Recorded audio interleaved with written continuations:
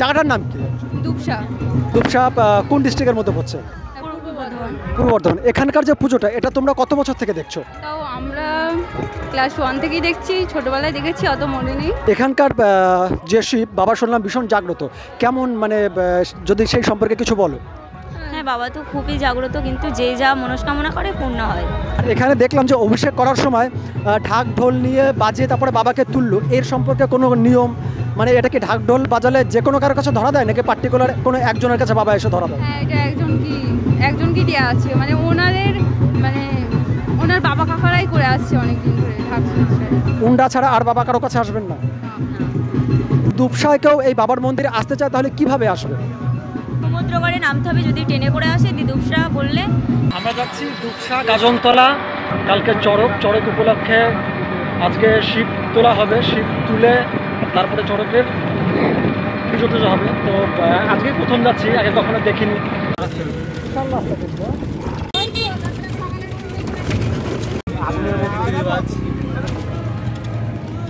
আর এই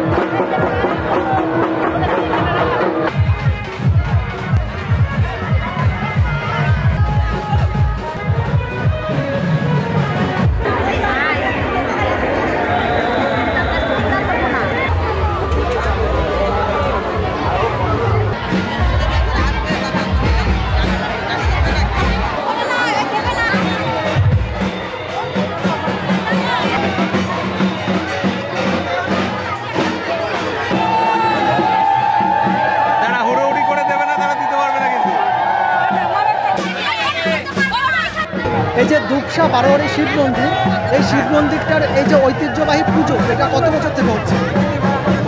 আগে যে আমাদের দাদুরা দাদু করেছে ওটা বলতে পারছি না, তবে হ্যাঁ 78 বছর আমার বয়স, আমি এইভাবেই দেখছি। তো যাবার আগে একবার বাবার নামে হর হর মহাদেব হয়ে যাক। হর হর মহাদেব। Thank you.